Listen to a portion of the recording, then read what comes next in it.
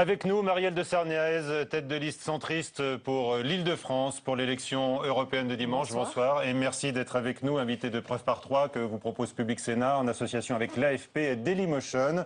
Nous sommes donc dans la dernière ligne droite avant le scrutin qui ne passionne pas l'opinion. Forte abstention redoutée, poussée à annoncer des partis eurosceptiques, voire eurodestructeurs.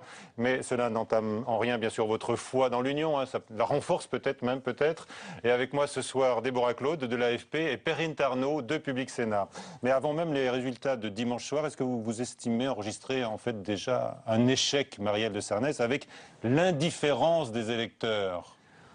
C'est pas bon pour l'Europe, c'est pas bon pour la France, parce que c'est simple, dans le monde qui est celui dans lequel on vit aujourd'hui, avec les dangers qui sont, on voit une guerre civile en Ukraine, on voit la déstabilisation en Afrique, on voit la Chine qui est passée devant les États-Unis.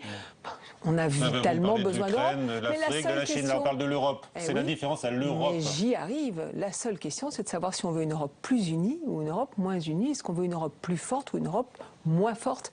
Moi, je vous dis qu'évidemment, il faut qu'on ait une Europe plus unie, plus forte, et donc plus politique et plus démocratique. Et c'est ça l'enjeu de l'élection du 25 mai. Il y a un échec peut-être plus important encore que l'indifférence des électeurs, c'est finalement leur défiance. Et même, on le voit dans les sondages, le rejet aujourd'hui de l'Union européenne. Non, je ne suis pas d'accord. Il y a des inquiétudes, des interrogations. D'ailleurs, il y en a aussi par rapport à la démocratie nationale, parce qu'au fond, il y a de moins en moins de votants à chaque élection chez nous en France. C'est donc une double défiance vis-à-vis des institutions nationales et puis vis-à-vis des institutions européennes. Et en même temps, nous savons bien que il va falloir évidemment continuer la construction de cette Europe parce qu'on en a vitalement besoin. Alors, il faut apporter des réponses concrètes, il faut apporter des solutions concrète. Il faut arrêter de nous balancer tous les jours que tout est de la faute de l'Europe depuis 30 ans dans ce pays. L'Europe est un bouc émissaire extrêmement facile. Et donc ça empêche quoi? De voir nos propres difficultés à nous, Français. Ça empêche, puisqu'on ne les regarde pas, de les régler. Et donc ça fait 30 ans qu'on a toujours les mêmes difficultés en France. Et ça empêche, au fond, de recentrer l'Europe sur l'essentiel. L'essentiel pour moi, c'est quoi? C'est la croissance et c'est l'emploi. On a besoin d'une Europe qui soit un plus. Mais ils ne sont pas au rendez-vous en France, mais ils le sont dans certains pays de la zone euro. Mais l'Europe doit faire évidemment beaucoup plus. Vous dites qu'on en a vitalement besoin de l'Europe aujourd'hui. Mais alors que répondez-vous aux 67% de Français pour qui il faudrait en fait renforcer les pouvoirs de décision de la France face aux grandes difficultés du moment, même si ça limite les pouvoirs de l'Union? Eh bien d'abord, l'Union, l'Europe, c'est pas autre chose que nous. Et donc je leur dis, vous voulez plus de pouvoir, ça veut dire que vous voulez plus de politique, et de ce point de vue-là, ils ont raison. On a besoin d'avoir dans le monde qui est le nôtre des leviers de pouvoir. On a besoin d'avoir des leviers. Pas à Bruxelles. On a besoin d'avoir des leviers de pouvoir dans notre ville, dans notre région, dans notre État français, et on a besoin que l'Europe se recentre sur l'essentiel. C'est ça, au fond, à peu près la vision du monde qu'on doit défendre pour demain. Une campagne, on va parler de votre projet, bien sûr, mais une campagne se fait aussi sur un bilan. Quel bilan positif, là, vous pourriez dresser de l'Europe ces dernières années? Écoutez, l'Europe, c'est évidemment, on va tous le dire, Airbus et des magnifiques réalisations. Et en même temps, c'est plus que ça. Moi, je suis très attachée à l'idée même de l'Europe, à l'idée européenne. Parce que c'est une idée, au fond, de dépassement des nationalismes. Regardez ce qui se passe en Russie, c'est le retour du nationalisme. Moi, j'ai pas du tout envie de connaître ça pour nos pays et pour nos États membres. C'est une idée de dépassement des égoïsmes nationaux. On a besoin de plus de solidarité. C'est ça, au fond, l'idée européenne. Et je crois que c'est une idée qui vaut d'ailleurs pas seulement pour l'Europe, mais probablement pour le monde qui nous entoure aussi. Mais malheureusement, pour la majorité des Français, l'Europe, c'est synonyme de crise, d'austérité. Oui, vous participez, tout le monde participe, tout le monde participe que l'Europe. Mais l'Europe, ça n'est rien d'autre que nous. C'est pas une affaire de politique étrangère, l'Europe. Nous formons l'Europe. Nous sommes l'Europe. La France est au fond un des piliers centraux de cette Europe. Donc il faut peut-être qu'on s'interroge sur la manière d'abord dont nous gouvernons dans notre propre pays depuis un certain nombre de décennies, et sur la manière dont nous n'assumons pas notre choix européen, et sur la manière dont nos démocraties nationales, l'Assemblée, le Sénat, au fond, ne participent pas des décisions qui sont des décisions collectives européennes. La démocratie nationale, elle doit s'impliquer davantage dans la démocratie européenne. Il y a, au fond, une fracture entre les peuples et l'idée, comme ça, des institutions qui apparaissent lointaines. Moi, je crois qu'une des réponses, pour moi, un des mandats qu'on doit donner à nos gouvernants européens et au prochain Parlement européen, c'est de construire cette démocratie européenne dont on a vraiment besoin. Des avancées à faire valoir en la matière, et c'est vrai que l'Europe en a besoin. Le slogan du Front National, c'est non à Bruxelles, oui à la France. Vous l'avez noté. Et c'est vrai que pour beaucoup de Français, là encore, excusez-moi, Marielle de Sarnez, mais Bruxelles est synonyme d'impuissance, de technocratie envahissante. Alors pour vous, Bruxelles est synonyme de quoi? Mais la Commission, c'est quoi? C'est une institution qui doit normalement être aux ordres des politiques. On va prendre un exemple, le traité transatlantique dont tout le monde parle en ce moment. Et tout le monde dit pour taper dessus, pour dire que fait l'Europe? danger. Qu'est-ce qu'a inventé Bruxelles? Qu'est-ce qu'a inventé l'Europe? L'Europe, elle n'a rien inventé du tout. Bruxelles n'a rien inventé du tout. Les chefs d'État et de gouvernement, donc M. Hollande, ça pourrait être d'ailleurs quelqu'un d'autre hier, ça peut être Sarkozy, ça peut être Chirac avant, il a fait quoi en juin dernier? Il a donné un mandat à la Commission pour aller négocier en son nom avec les Américains un accord de libre-échange. Est-ce qu'il y a eu un débat au Sénat avant? Est-ce qu'il y a eu un débat à l'Assemblée nationale avant?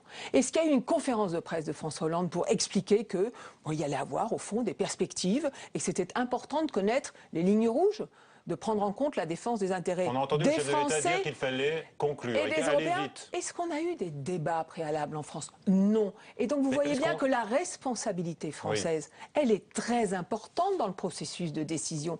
Je veux vous rappeler que pas une décision ne se prend à Bruxelles qui n'ait été validée par la France. Disons les choses en face. Parce que la théorie du bouc émissaire, c'est hyper simple, ça permet d'aller vite. Mais vous voyez, le traité transatlantique, si le gouvernement, si François Hollande, si le Parlement avait joué son rôle, eh bien, au fond, ils auraient sécurisé les Français, parce qu'ils auraient pris en compte les attentes des Français, les exigences des Français. Et c'était normal de le faire avant l'ouverture même des négociations. Oui, ce qui a été normal ça n'a aussi. pas été fait. Ce qui n'a pas été fait non plus, reconnaissez-le, c'est l'information, la transparence des négociations. Alors je sais que c'est difficile. Tournez-vous vers vos gouvernants. Non, mais c'est la Commission européenne qui ne rend pas compte forcément. C'est très facile. Le Sénat n'a aucune responsabilité, l'Assemblée non plus, François Hollande non plus, le gouvernement français vous, des négociations non plus. Et vous l'avez été, vous, au Sénat, vous avez eu un débat? Non. Donc je vous dis qu'il y a un déficit de débat européen. Vous savez que, par exemple, quand il y a des débats à Strasbourg, allez, allons-y, la première chaîne allemande, elle retransmet tous les débats.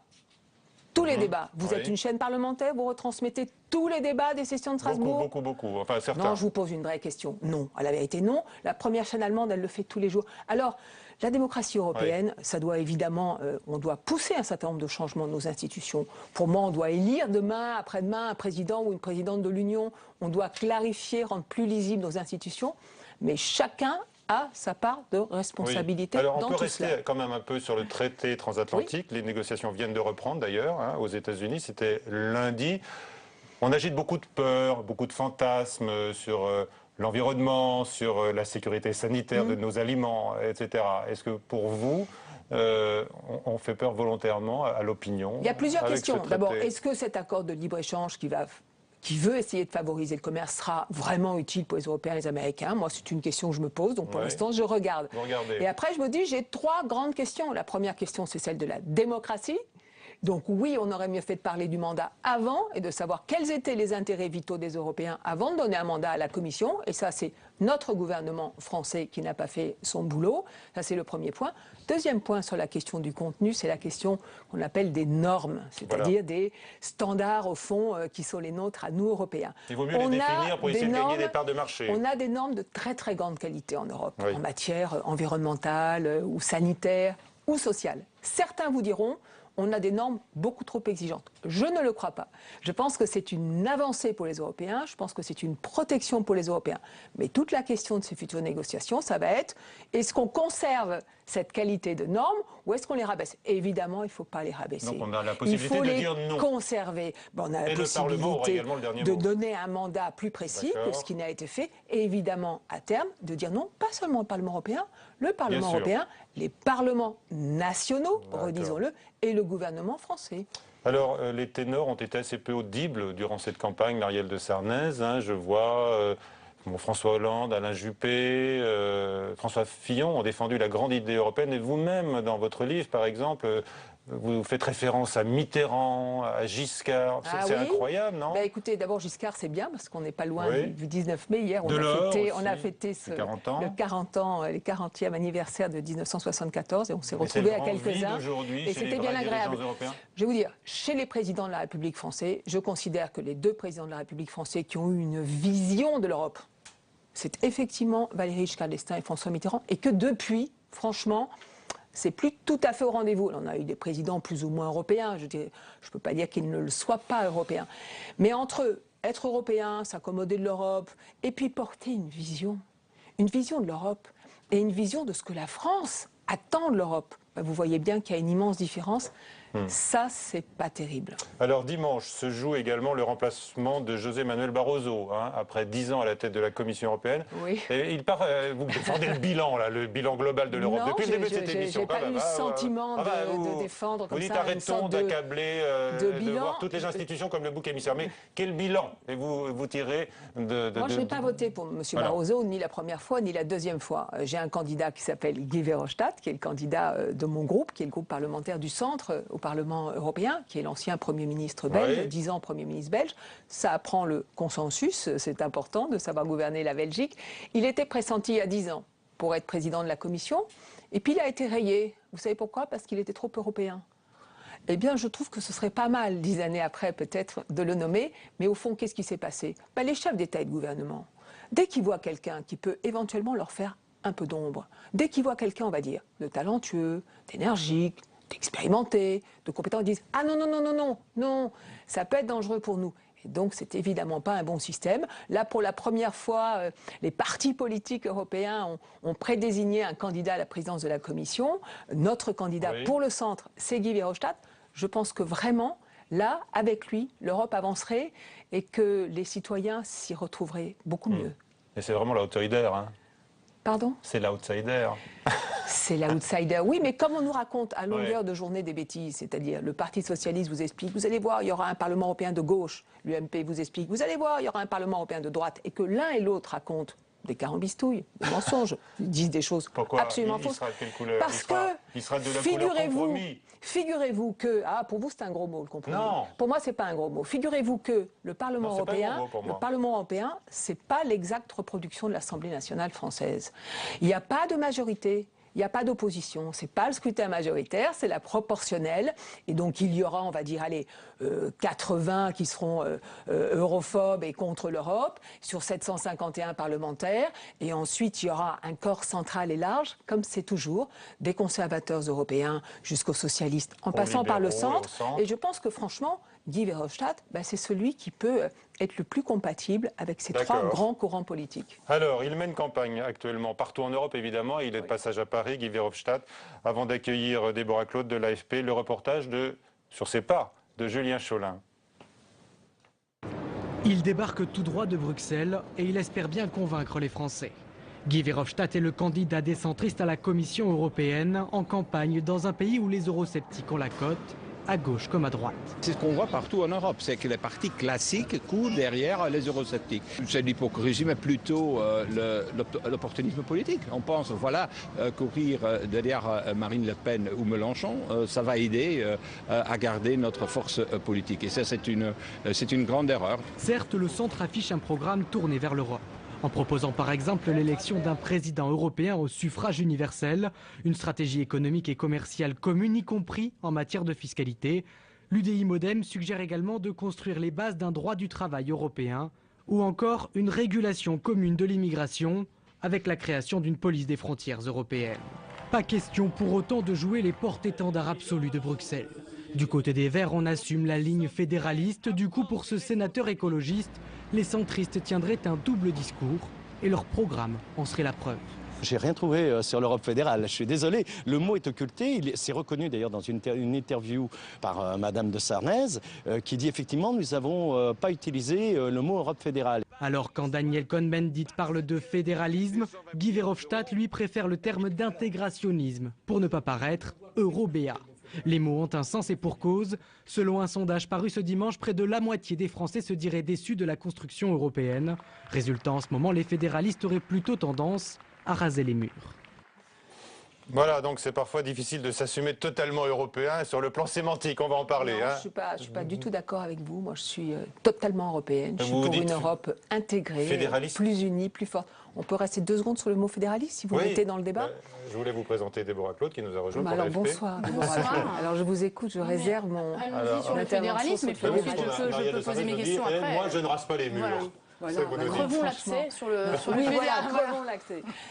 C'est un mot qui a un double sens. Et donc, comme tous les mots à double sens, il est un peu piégeant. En France, le mot fédéralisme, fédéral, il est vécu comme « Ah, ils veulent un super État européen à Bruxelles ». Alors moi, je ne veux pas du tout un super État, ni à Bruxelles, ni d'ailleurs à Paris. Je trouve que l'État devrait mieux faire et probablement un peu moins. Et c'est pareil pour Bruxelles et c'est pareil pour Paris. Et puis le fédéralisme en Allemagne, c'est tout le contraire. C'est ce qu'on appelle le principe de subsidiarité, c'est-à-dire que tout ce qui peut être fait au niveau local, au plus près du citoyen, est fait au plus près du citoyen quand c'est pertinent. Eh bien moi, c'est ça ma vision de l'Europe. Et donc vous voyez que c'est un mot qui est à double sens. Un mot piège. Et qui est un peu piégeux. D'accord. Alors, fédéralisme, là, on a vu Guy Verhofstadt qui est en campagne avec vous, donc le MoDem et l'UDI, on le rappelle quand même, qui se sont rassemblés pour ces élections. Dans les sondages, vous oscillez entre 8 et 10%, vous ne dépassez pas les 10% pour l'instant. Est-ce que c'est une déception pour vous de ne pas encore accrocher? On sait que c'est dans les derniers jours, vous le dites vous-même, c'est la dernière semaine que ça va se faire. Vous comptez grappiller encore? Moi, je trouve qu'on a passé beaucoup de temps dans cette pré-campagne sur les questions de l'extrême, de l'extrémisme, et que je regrette qu'on n'ait pas passé plus de temps sur la question de l'Europe et de l'avenir de l'Europe, parce que c'est ça la question pour ceux qui vont aller voter le 25 mai. Et donc, j'espère, je forme le vœu, cette émission aidant, et d'autres, qu'enfin, dans les derniers jours de campagne, on pose la question et que le débat tourne autour de quelle Europe veut-on, pour faire quoi, recentrer sur quoi, qu'on puisse mettre des propositions sur la table. Nous défendons une idée juste. C'est l'idée que dans le monde tel qu'il est, il faut plutôt plus d'union que moins d'union et que le chacun pour soi. Et donc c'est une idée juste. Nous avons un certain nombre de propositions. On veut recentrer l'Europe sur ce que j'appelle l'essentiel, la croissance, l'emploi, j'espère qu'on va en parler, et puis la place dans le monde, parce que c'est très très important. En filigrane, c'est qu'on a trop parlé du Front National et pas assez du Front. Mais je le dis clairement, pas en filigrane, je trouve que ça ne tourne que autour au fond, du Front National et des extrêmes, et qu'on a donc oublié, au fond, zappé le débat purement européen sur l'avenir de l'Europe. Du traité atlantique, on en parle, il y a quand même d'autres sujets qui viennent sur la table. Non, mais je ne vous dis pas que dans cette émission on n'en parle pas, mais d'une manière très globale, vous voyez bien que cette espèce de première partie de campagne, elle a plus tourné autour, malheureusement, de ceux qui représentent l'extrême dans ce pays. Mais quand vous entendez des leaders de l'UMP, par exemple François Fillon, un vrai européen, on l'a rappelé tout à l'heure, dire que d'appeler les électeurs à donner une nouvelle raclée au pouvoir exécutif et à François Hollande, alors vous devez être très choqué. Ce n'est pas du tout mon approche de cette élection. Je pense qu'on parle d'Europe une fois tous les 5 ans. Je souhaiterais qu'on en parle davantage, parce que c'est quand même notre horizon, l'horizon naturel dans lequel s'inscrit notre action. Et que moi, je considère qu'on doit voter sur la question du projet européen. Au fond, qu'est-ce que c'est l'enjeu du 25 mai? C'est quelle Europe on choisit et quel parlementaire européen, compétent plutôt, expérimenté, allant, pour qui l'Europe n'est pas un deuxième choix, mais un premier choix, je dis ça au passage, c'est le cas de choix qu'on a fait chez nous au centre. Nous avons de formidables parlementaires européens, de formidables futurs parlementaires européens. C'est ça l'enjeu, c'est d'envoyer au Parlement européen des gens qui représenteront les intérêts de la France, de l'Île-de-France pour notre circonscription, et puis de l'Europe d'une manière générale. Qui parfois ne sont pas connus sur le plan national et qui du coup ils passent beaucoup de temps à Strasbourg et à Bruxelles et qu'on n'entend pas forcément. En tous les cas, si vous voulez, je crois que nous, au centre, on a cette clarté, on a cette cohérence, on défend cette idée juste. Et j'espère bien que oui, le score sera au rendez-vous, un score à 2 chiffres, le meilleur possible. Le meilleur possible. Pour continuer de crever l'abcès sur le Front National quand même, parce que voilà, c'est vrai que dimanche, on va scruter ça de près, même si c'est un scrutin où il risque d'y avoir beaucoup d'abstention.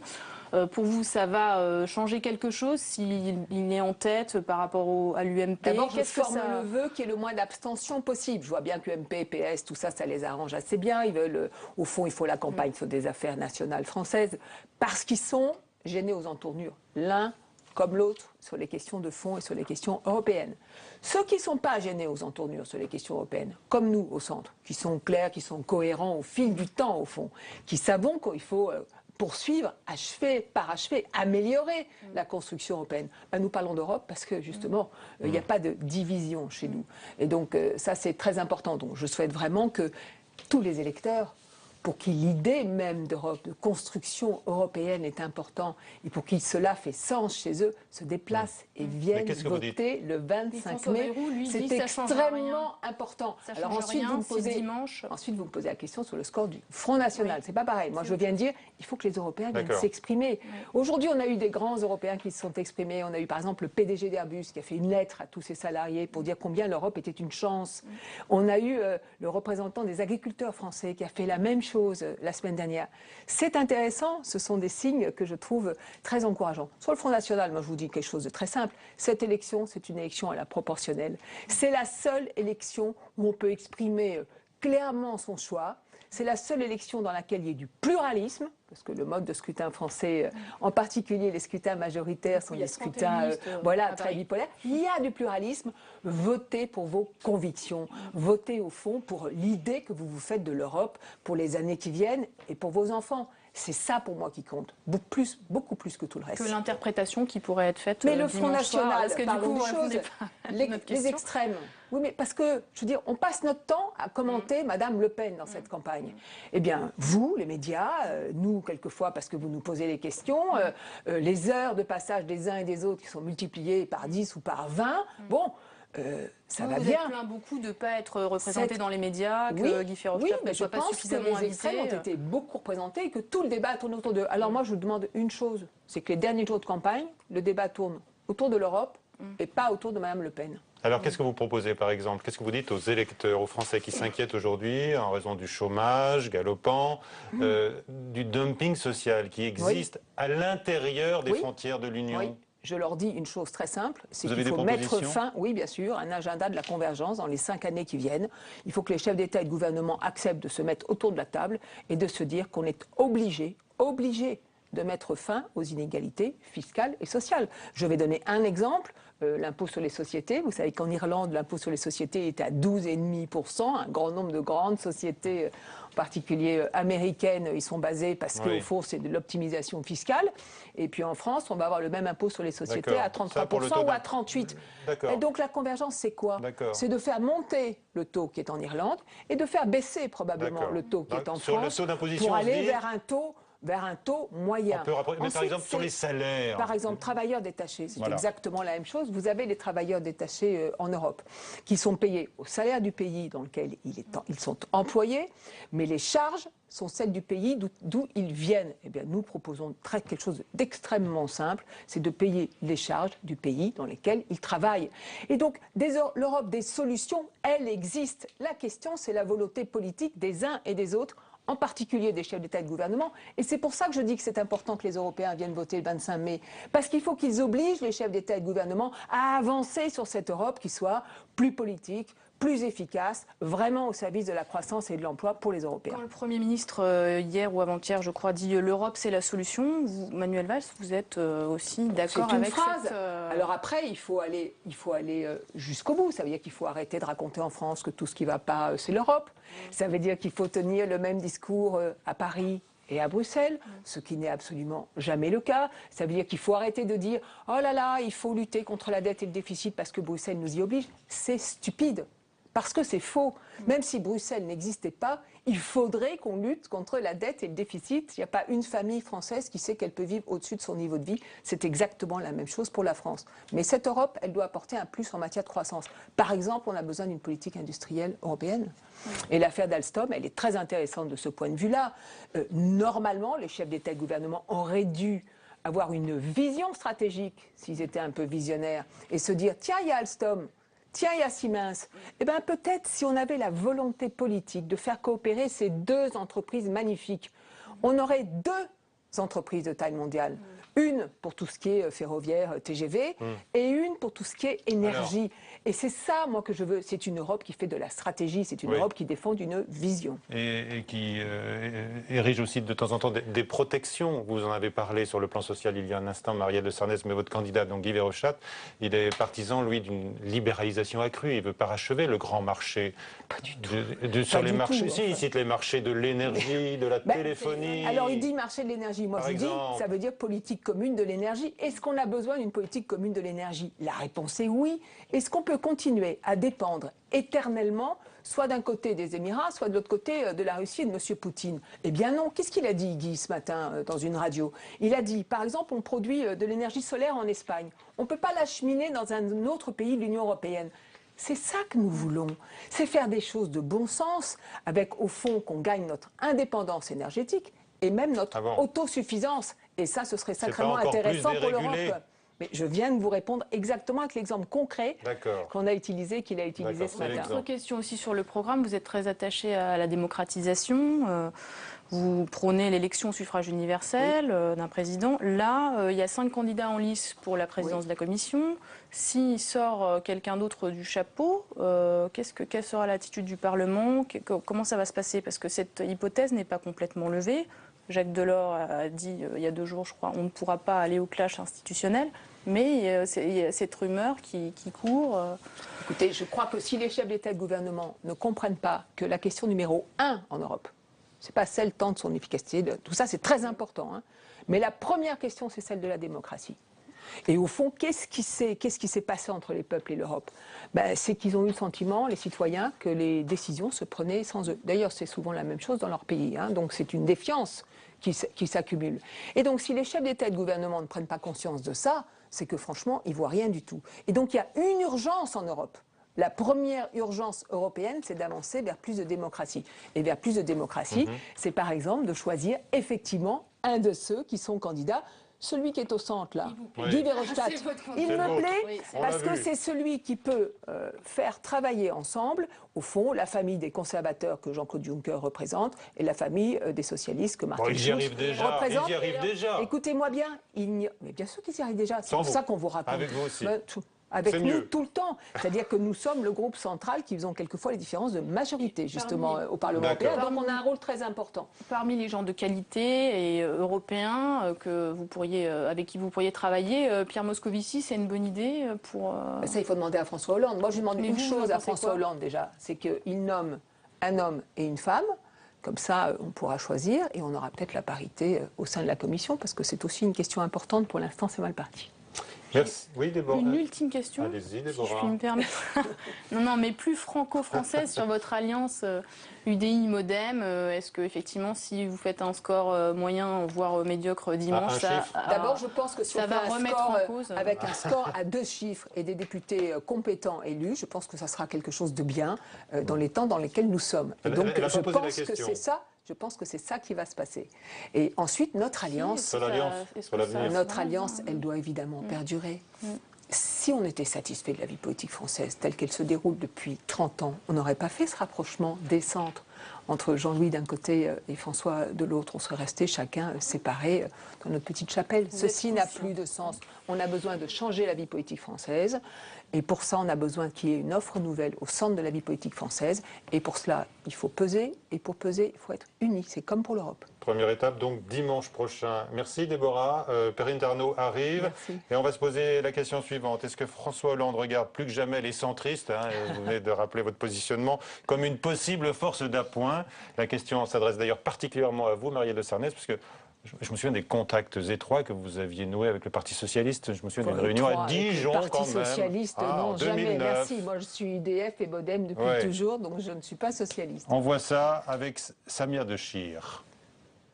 Le vote pour François Hollande, c'est le choix que je fais. Quand François Bayrou annonce dans l'entre-deux-tours 2012 qu'il votera socialiste, c'est un choc dans l'univers centriste traditionnellement plus proche de la droite. Très vite, il laisse entendre en privé qu'il est disponible pour intégrer le gouvernement, mais la proposition ne viendra jamais. Après 2012 et son score de 9%, Et puis les élections législatives où lui perd son siège, et il n'y a plus que Jean Lassalle qui est député. Vous faites quoi avec un député? Est-ce que François Hollande il a envie de s'allier avec un parti qui a un député? C'est-à-dire qu'il ne lui sert à rien. Mais 2 ans plus tard, face à l'impopularité présidentielle, certains au sein d'une majorité fragilisée regrettent ce choix. Je pense qu'on aurait pu non pas pratiquer l'ouverture, mais faire comme on l'avait fait par le passé, comme l'avait fait Mitterrand ou Rocard à une époque, essayer de rechercher quelques personnes du centre capables d'évoluer sur un certain nombre de dossiers de société, je vous l'ai dit, mais aussi de dossiers économiques, sur lesquels les centristes sont très réalistes, pour pouvoir avancer un peu. Car de fait, la politique menée par François Hollande depuis le virage social-démocrate il y a 6 mois reprend des mesures prônées depuis des années par les centristes comme la réforme territoriale ou le pacte de responsabilité. Une proximité qui n'est pourtant assumée ni par le chef de l'État, soucieux de ménager l'aile gauche de son parti, ni par les centristes. Pour nous, François Hollande, aujourd'hui, ne fait absolument pas une politique du centre. Il ne fait absolument pas la politique des propositions de François Bayrou. De temps en temps, il va un petit peu dans cette direction. L'échec est tellement fort depuis 2 ans qu'il y a quelques mesures de bon sens qui sont en phase avec ce que nous disons. Mais on est très très loin d'éléments de politique proche. Le choix est donc fait d'un rapprochement avec la droite, comme à Pau, où François Bayrou remporte la mairie avec le soutien affiché d'Alain Juppé. Les socialistes sont au fond du trou, donc à 2017. Ils se disent, nous on veut bien, enfin, c'est de la stratégie électorale, pourquoi s'allier avec des perdants, autant rester avec les gagnants. Officiellement, les centristes adoptent donc la posture d'une opposition dite constructive, prête à voter au coup par coup certaines mesures proches de ses idées. Voilà, Marielle de Sarnez, pour la dernière partie de l'émission, on va un peu moins parler d'Europe, c'est comme ça, avec Perrine Tarnaud qui nous a rejoint. On ne sait pas. Qui sait? C'est vrai qu'on va surtout, bonsoir Michel, bonsoir Marielle de Sarnez, on va surtout parler politique nationale. On vient d'entendre Robert Rochefort avec qui vous travaillez, qui n'est pas d'accord. Le gouvernement ne fait pas la politique du centre. C'est aussi votre opinion ? Si votre question c'est ce que vous aviez dit dans la présentation, est-ce que le centre a vocation à servir de force d'appoint au gouvernement et à la majorité? La réponse est non. Et c'est extrêmement clair, non. En aucune façon, ni aujourd'hui, ni demain, ni après-demain. C'est pas comme ça qu'on peut faire les choses, parce que c'est pas comme ça qu'on fait les choses en démocratie. Si les mesures sont importantes pour la France, pas vocation à remplacer un bout de la majorité qui ne serait plus là et qui ne soutiendrait plus. Ce genre de truc, ça ne peut pas fonctionner. Après, il y a une deuxième chose. Donc, je vous ai dit clairement pour la majorité, parce qu'il faut être clair. Après, il y a une deuxième chose. Est-ce que si quelques mesures prises dans le bon sens, on peut effectivement, par nos votes, ne pas y être hostile? On n'a pas vocation à être complètement stupide. On parlait de la politique générale. On n'a pas vocation à être complètement stupide.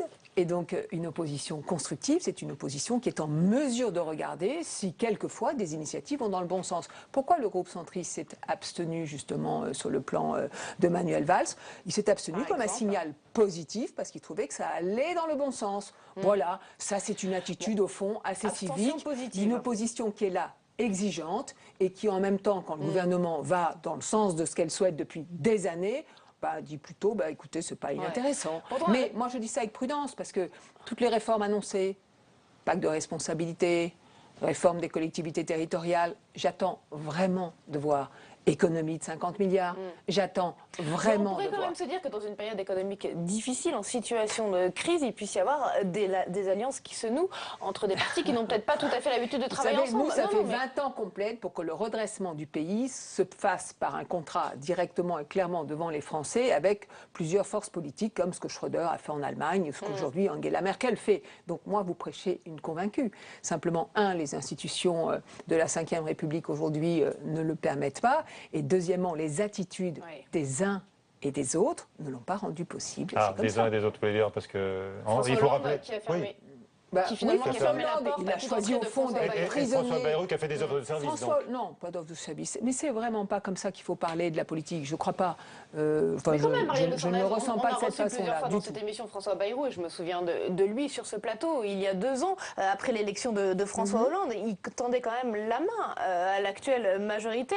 Et pourtant, il a fait des propositions. Le virage social-démocrate n'avait pas encore eu lieu. D'abord, Vous me faites tous rigoler avec le journal, le tournant social-démocrate, le virage social-démocrate, on épingle à cheveux, tout ce que vous voulez. Moi, pour l'instant, il n'y a aucun acte, il n'y a rien de précis. Non, mais ça m'amuse parce que tout le monde, c'est une ritournelle comme ça. La question de Perrine sur François Bayrou à l'époque. Un peu plus des idées du centre, c'est tout. Mais tant mieux. Si François Hollande est décidé enfin à agir, et à agir, je dis à agir, pas à parler, dans le bon sens et dans la bonne direction, tant mieux. La question c'est, est-ce qu'il va vraiment le faire? Est-ce que c'est pas un peu trop tard? Après, je vous ai dit, si des textes vont dans le bon sens, au fond, un Parlement, vous le savez bien, ça devrait être là pour ça. Je veux dire, l'opposition ne devrait pas être systématiquement contre parce qu'elle est opposante à la majorité. Dans une démocratie intelligente, on essaye de lire les textes avant d'émettre une opinion. Et si ces textes vont dans le bon sens, on le dit et on le dira. Et ça, il n'y a rien de plus normal et civique que ce genre d'attitude. Enfin, vous reconnaissez quand même que la politique menée par François Hollande est plus proche des idées de François Bayrou que celle de Nicolas Sarkozy? Non. Non, je ne... Au jour d'aujourd'hui, ça fait 6 mois que Hollande dit je fais un virage, je tourne. Je ne sais pas où sont les 50 milliards d'économies. Vous ne savez pas où est le tournant. Je ne sais pas comment, en plus, en rendant de l'argent, donc on rebaisse les impôts et on rembourse la dette et en même temps on donne 30 milliards aux entreprises. Et comment on fait tout ça en même temps? Moi, je ne le sais toujours pas. Donc à l'heure actuelle, aucune participation, par exemple, à un gouvernement possible. On a bien compris. Vraiment pas du tout dans le but qu'on se fixe. Il ne peut pas y avoir de changement de majorité sans retourner aux urnes. Disons les choses telles que c'est. C'est ça la démocratie. On a diffusé sur Public Sénat dimanche dernier le grand meeting des centristes pour les élections européennes, avec notamment le message adressé par Jean-Louis Borloo.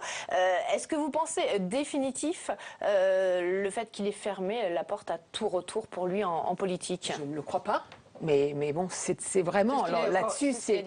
Oui, bien sûr, mais c'est sa grande liberté et c'est vraiment à lui de le dire. Ça a été ses mots dimanche. Après, est-ce que ces mots sont définitifs?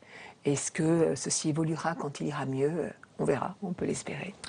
Donc ça veut dire que pour incarner le centre en 2017, il n'en reste plus qu'un finalement au centre. C'est François Bayrou. En 2017. Il y a une élection présidentielle. Très bien. On va d'abord faire l'élection européenne, si ça ne vous ennuie pas. On va d'abord essayer de voir comment le pays peut ou pas prendre le chemin du changement, du redressement dans les années qui viennent, parce que c'est quand même ça qui est important. Et je vais vous dire, moi je fais de la politique, vraiment je suis engagée, mais ça n'est plus possible d'être dans cette République omnibulée, et pourtant vraiment j'ai fait des campagnes présidentielles avec François Bayrou, vraiment, et ça m'a plu, j'ai aimé ça. Et vous seriez prête à recommencer? J'ai aimé ça, je vous le dis, vraiment. Lui aussi. Mais on ne peut pas être omnibulé par l'élection présidentielle d'un mandat comme ça à l'autre, parce que ça vous empêche Non mais ça vous empêche de regarder les problèmes d'aujourd'hui. Ça vous empêche de chercher les bonnes réponses. Non, mais ça vous empêche de chercher les bonnes réponses aujourd'hui. Que lui s'applique à lui-même, ce que vous dites là. Il n'est pas omnibulé. Il est maire de Pau et il en est extrêmement heureux, comme il vous l'a dit, je crois, à plusieurs reprises. Oui, tout à fait. Nous le croyons. Mais quand même, est-ce que vous pourriez envisager qu'il n'y ait pas de candidat du centre à cette élection présidentielle? Qui sait dans quel état sera la France dans 3 ans? Qui sait est-ce qui va se passer? Est-ce que François Hollande va soumettre à référendum ce que nous appelons de nos voeux, c'est-à-dire une moralisation de la vie publique, ce que nous demandons avec François Bayrou depuis 2 ans, qui passe par, je ne vais pas me rendre populaire au Sénat ni à l'Assemblée, par une réduction du nombre de députés, par une réduction du nombre de sénateurs, par un changement du mode de scrutin, par la fin des micro-partis, par une vraie moralisation de la vie publique, avec une nouvelle architecture qui dessinerait nos orientations en matière d'institutions locales. Et c'est ce qu'on lui demande de faire. C'est ce qu'on lui demande de faire. Qu'il soumette à référendum une vraie étape de moralisation de la vie publique.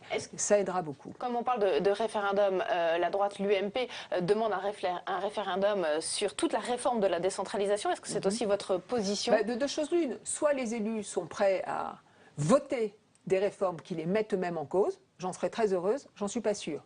Si ce n'est pas le cas, le recours au peuple me semble la bonne voie. Marielle de Sarnez, vous êtes aussi élue au Conseil de Paris. Il y a eu la première réunion hier et aujourd'hui de la nouvelle de ce nouveau Conseil de Paris avec Anne Hidalgo à la tête de Paris. Première séance et avec une délibération un petit peu difficile autour du maire honoraire Bertrand Delanoë qui va donc bénéficier d'un bureau et d'une secrétaire à l'hôtel de ville de Paris. Vous avez voté pour, vous avez voté contre. Je n'ai pas voté parce que je n'étais pas là cet après-midi. J'étais hier au débat sur le logement, qui me semble, je vais vous dire, entre les 2 débats, il n'y a pas photo. Il y en a un qui est très important. Non, mais je vous le dis. Il y en a un qui est très important, qui est quelle stratégie pour faire du logement demain à Paris pour les classes intermédiaires, et un que je trouve absolument anecdotique. Je ne pense pas que j'aurais voté pour. Ouais, pas légitime selon vous que Bertrand Delanoë... Ouais. Ceci n'a pas grand sens. Yves Pozzo-di-Borgo, élu UDI à Paris, a voté pour. Et c'est un de mes amis. Donc, ainsi que Rachida Dati. Écoutez, c'est formidable. Mais je pense que c'est vraiment un sujet sur lequel chacun peut avoir son avis, mais qui n'est quand même pas si majeur que cela. Et Anne Hidalgo, elle est rentrée dans le rôle de maire de Paris, selon vous? Pour la première séance, je vais dire non, pas encore. Ça, c'est un peu normal, non? Mais je ne vous dis pas le contraire. Vous me posez une question, je vous réponds. Vous estimez qu'elle va être très prisonnière de ces turbulents alliés, les communistes et les écologistes? Ça va être difficile pour elle, beaucoup plus que pour Bertrand Delanoë? Une majorité difficile, et que ça sera probablement, oui, plus difficile pour elle que pour Bertrand Delanoë, je le crois. Nathalie Kosciusko-Morizet, avec qui vous avez fait campagne à Paris, affiche sa priorité, notamment pour la rentrée scolaire en septembre prochain. Avec l'aménagement des rythmes scolaires, c'est aussi votre priorité à vous? Vous partagez cet objectif? Moi, je crois que, et pourtant je l'aime bien, que Vincent Payan s'est trompé sur cette question. Je pense que la question des rythmes, c'est une question qu'il fallait, si on la traitait, la prendre d'abord par l'année, et donc la question des vacances et la question des semaines, et pas simplement la question de la journée, puisque vous le savez probablement, la France est le pays en Europe où il y a le plus de vacances, etc. Donc, bon, on aurait dû le prendre globalement. Deuxièmement, je pense que l'éducation nationale, elle a une urgence, un problème vital, urgent, qui devrait être prioritaire, c'est qu'aujourd'hui, il y a 40% de jeunes qui rentrent en 6e sans maîtriser pour les uns, ou ne sachant pas lire et écrire pour les autres. Ceci n'est pas admissible dans l'école de la République. Vous avez vu la difficulté de faire rentrer les professeurs, les maîtres d'école à la fin du mois d'août plutôt que le 1er septembre. Donc, je vous l'ai donné et je pense que la priorité, c'est d'apprendre à tous nos enfants et à tous les enfants de la République française à maîtriser la lecture et l'écriture. Donc est-ce qu'il faut que la droite, notamment à Paris, accompagne peut-être... C'est pas une question de droite, ça. C'est pas même pas une question de gauche, c'est pas une question du centre. C'est une question qu'on ne peut plus... Mais est-ce que vous vous rendez compte qu'on a en France aujourd'hui 150 000 jeunes qui sortent de notre école chaque année sans aucune formation? Alors moi je dis, ça vaudrait le coup d'avoir un contrat sur 5 ans, 10 ans, 15 ans avec toutes les forces politiques françaises pour dire on en finit avec tout ça et on refait une école digne de ce nom en redonnant une chance à tout le monde. Sur le plan européen, vous avez des propositions en matière d'apprentissage. Mais oui, mais il faut apprendre vite, il faut apprendre le plus tôt possible, il faut faire de la remédiation quand l'enfant est petit, il faut renforcer les encadrements dès le début, évidemment en primaire. On ne peut plus laisser aller comme ça au collège des jeunes qui ne maîtrisent pas l'essentiel pour eux dans la vie française peut-être, c'est que ce genre de débat est beaucoup trop politisé, trop clivant finalement, bêtement. Je vous donne absolument raison sur ce point-là, je pense exactement ça, je pense qu'il faut du temps pour remonter notre école, il faut des objectifs et que ces objectifs doivent être communs. Alors il y a une personnalité de l'UMP qui a fait entendre sa voix sur les questions européennes, c'est Henri Guénaud. Il est à l'opposé de ce que vous pensez. Aujourd'hui, il a déposé à l'Assemblée une proposition de résolution pour réclamer la suspension des poursuites judiciaires qui ont été engagées à son encontre pour outrage à magistrat. Comment jugez-vous cette démarche d'un député sur une affaire qui le concerne directement? Je pense que là, on est vraiment dans le mélange des genres, où on est juge et partie chacun, où le parlementaire s'occupe de la justice qui lui est faite. Écoutez, laissons faire les choses et faisons confiance à la justice. Voilà, les poursuites avaient été engagées après ses propos sur le magistrat dans l'affaire Bettencourt. Sur la campagne, oui, effectivement, des Européennes, on parle beaucoup d'une intervention possible de Nicolas Sarkozy. Ça vous semblerait opportun ou pas? Écoutez, il fait absolument ce qu'il veut. Vous n'avez pas reconnu parmi les grands Européens tout à l'heure? Non. Je pense qu'il est européen, Sarkozy, mais comme François Hollande est européen. Mais je fais une différence entre être européen, être un grand européen, et je fais une différence entre être visionnaire, porter une vision. Si au fond vous demandez à Sarkozy ou à Hollande, quelle est votre vision à 5 ans, 10 ans, 15 années de l'Europe? Moi, je ne suis pas du tout sûre qu'ils aient quelques idées de tout cela. Qu'est-ce que la France doit attendre de cette Europe? Je ne suis pas du tout sûre qu'ils aient quelques idées. En tous les cas, ils n'en ont pas fait part vraiment aux Français. Alors après, Nicolas Sarkozy, au moment de la crise, il a plutôt géré pas mal, en liaison et bien avec Gordon Brown, qui avait un certain nombre d'idées pour la sortie de la crise. On aurait pu gérer mieux, d'ailleurs, et plus vite, parce que ça n'a pas été si formidable que ça. Et je pense que François Hollande a un problème sur l'Europe, c'est que le premier secrétaire du PS se souvient du référendum qu'il a fait et de ses contradictions à l'intérieur de sa majorité. Mais pour l'UMP, c'est la même chose. À partir du moment où il y a des contradictions dans ces deux grands partis, ça les empêche d'être au fond clairement européen. En tant que parlementaire européenne, est-ce que vous estimez normal cette transhumance mensuelle entre Bruxelles et Strasbourg? Oui, et si je pouvais ne pas transhumer et n'être qu'à Strasbourg, je serais encore plus heureuse si c'est ça votre question. Parce que moi, je considère que c'est formidable que le Parlement européen soit à Strasbourg. Éloigné des centres de décision. Il faut qu'il y ait des symboles dans la vie politique, que la question de la réconciliation franco-allemande, oui, c'est un symbole, et que je préfère un Parlement à Strasbourg plutôt qu'à Bruxelles. Voilà, qui est dit et qui fera plaisir au cœur de tous les Strasbourgeois. Merci beaucoup. Merci Perrine. Bonsoir, Madame de Sarnez. À très vite. Demain, notre invité, Perrine, sera l'UMP Laurent Wauquiez, qui a fait aussi entendre une voix dissonante qui vous déplaît sur l'Europe. Exactement. On n'en a pas débattu. On n'avait pas débattu, mais ces thèses ont été fortement débattues et contestées par les euro-enthousiastes comme vous. Chacun peut avoir la thèse qu'il le souhaite. Bonsoir.